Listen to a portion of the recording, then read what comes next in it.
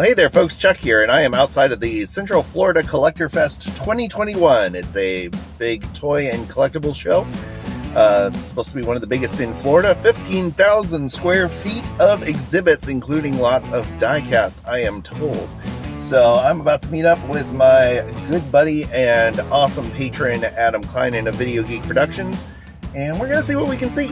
So join us, won't you, as we dive into the depths of what is known as the Central Florida Collectibles Show. I had it, and I lost it. That thing I just said at the beginning of the video. Let's do it. But before we get to the show, let's introduce you to Adam Kleinhenn. Adam is not just the head of Video Geek Productions and one of the patrons of the show, he is my best friend. In case you didn't see my Superman double feature build previously, and I know you didn't because the view count on that one's way low. You can watch it up here. We've known each other almost as long as the millennium itself, and we've had quite a few adventures along the way. We were at each other's graduation. We were best men in each other's weddings. We were even in each other's Dodge Neons. We've had good times and not so good times. And as much as Tracy loves her Uncle Adam and Aunt Jordan, I love them even more. Okay, now that that's out of the way, let's get this bird on the car. Show on the road.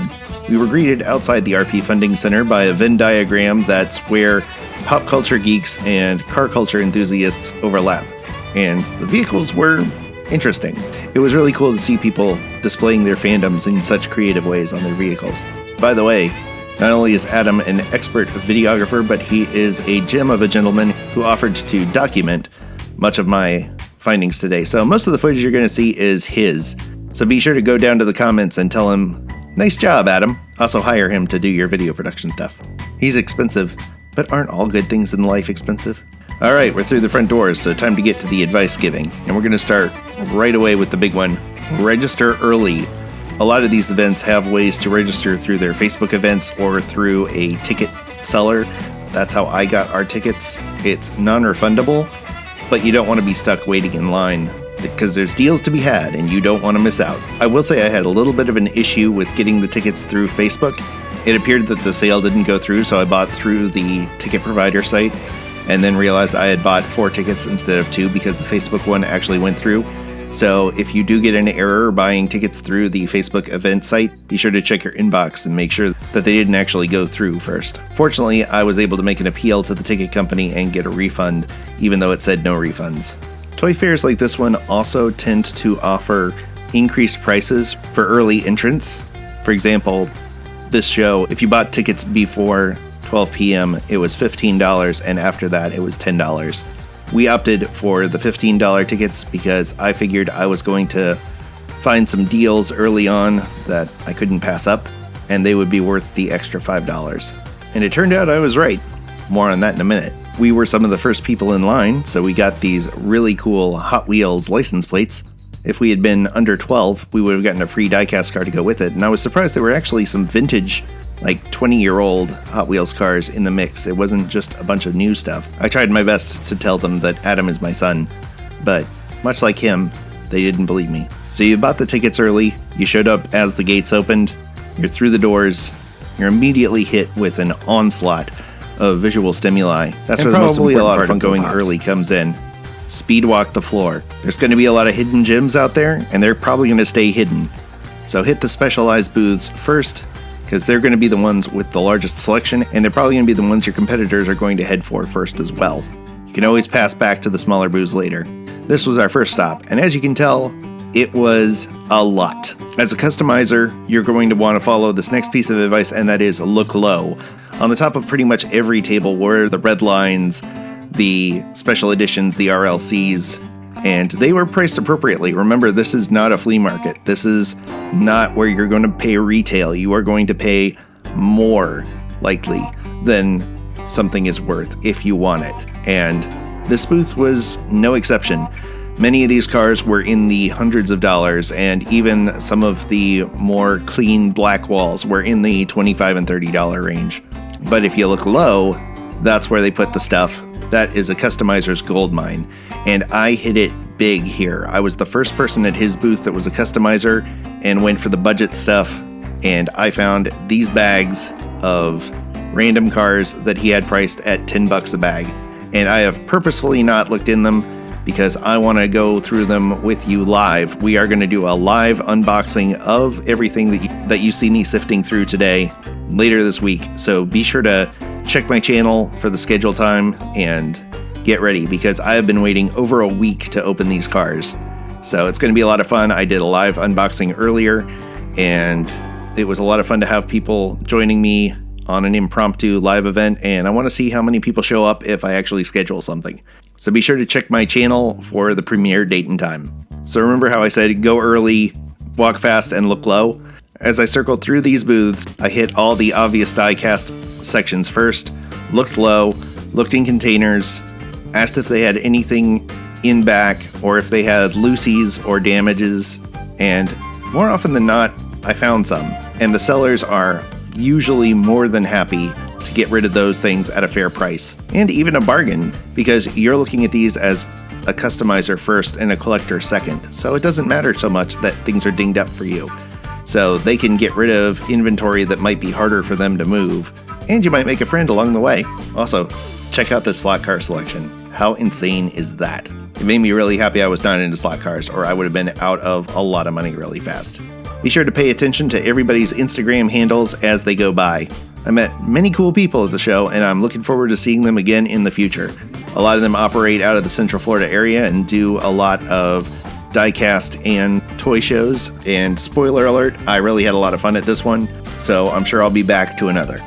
Once you power walked through all of the big booths, circle back to the smaller ones. Look for dump bins, like this one had cars for 25 cents each, and as you can see, it was far from the cream of the crop. But if you're a customizer and you got a little imagination, you can find some gold in them thar bins. Remember to use a light touch on the pegs. There's very much a you break it, you buy it rule in effect at these shows. This was really cool. It's the first time I've seen mini GTs for sale in the flesh, and not on eBay or from an overseas seller. This booth was really cool. They even had a brand new crate of Matchbox for me to dig through. Unfortunately, they didn't have anything I didn't already have, but it was nice that they let me look through any. I'm going to let some music play now and let you take in some of the eye candy of the Central Florida Toy Expo, courtesy of Video Geek Productions.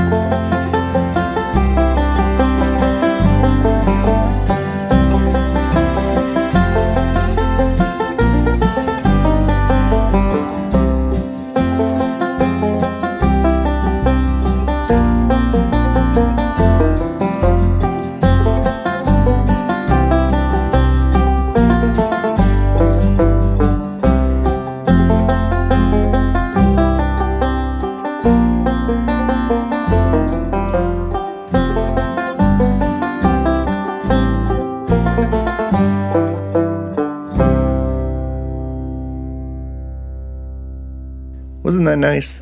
That was nice. Before we wrap things up here, I want to once again thank the wonderful people I met along the way. That was Sync Premier Diecast, Stephen Clark, Margaret Less, the folks at Cards Next Door, Crash Cat on eBay, and Rad Diecast. Be sure to check the links in the description below for everybody's information. And be sure to tell them I sent you. As we were wrapping things up, we wandered out into the hallway and saw there was another event going on in the RP Funding Center that day, the Just Between Friends Children's Sales event. We had to admit, our curiosity was piqued. and this was one of the final days of the sale, so admission was free, so we had to pop in. It was basically a giant children's consignment shop inside. I'm not exactly sure how it's all done or how it's all managed. It seemed like antique store rules. There were different barcodes and different vendor names. But basically, everything's arranged by category: more typical boy toys, more typical girl toys, maternity clothes, newborn clothes, toddler, children, large toys, all that fun stuff. But I made it through the toy section and happened across a couple of bags that had some promise. We're going to open those later this week as well. Have you set your reminder for the live stream yet? Well, that was fun. We just wrapped things up at the toy show. It was a handful, a lot to take in. What did you think, Adam? It was pretty unbelievable. I mean, not only just the diecast section, but all the vintage toys and, Sure. and comics and everything. But yes, we were there for a purpose. Mm-hmm. And I stuck pretty well to that purpose. And Adam, I appreciate you following me around. Well, I very much geeked out on booths full of just row after row of diecast cards. There was one guy, and you'll see it in the video, I'm sure you've already seen it, where it was just like all the strawberry crates full of diecast, and I was like, oh wait, you've got more stuff under the table. I don't know. Honestly, it was an honor. Like, it was so fun seeing my friend just geek out on all those things, and you were just in your element. And you came in your element, so well, I had to be in mine. That's true. But no, it was really enjoyable just to see you finding things, and 'cause you just never know what's there. It was nice too to have, like, I usually do these by myself, and to have somebody there so I could just be like fully in the zone and just be like honing in on, okay, what do you got? What, you know, and again, you know, with a customizer, you know, it was nice to have somebody with an outside perspective to get footage too, because as a customizer, I'm looking at just the loosies, and I know some of you who watch this are collectors and want to see the stuff that is more collectible. Like this one guy, like that had huge selection of red lines and all that stuff, and I don't even really spend a second looking at those, because I hear him talking to another guy and he's like, yeah, that's $225. I'm like, yeah, there's nothing on that section that interests me, because I'm going to be chopping these up. So I'm down below that, digging out the 1980 Chevy Citation that's already had the roof chopped off for some reason. But yeah, so yeah, it was really fun, and we made good time. There was a lot to see, but you know, if you're coming for a single purpose to a show like that, you're going to burn through it pretty quick. So we had some extra time, so we grabbed some lunch, and we're about to hit the Lakeland Antique Mall and see what we can see in there. So join us, won't you? Please. I did stop for a tempura fried sushi burrito, and yes, it was as delicious as it sounds. Thank you, Adam. And then it was off to the Lakeland Antique Mall, complete with anatomically correct horse, and this really cool little race car, but not small enough for what I want.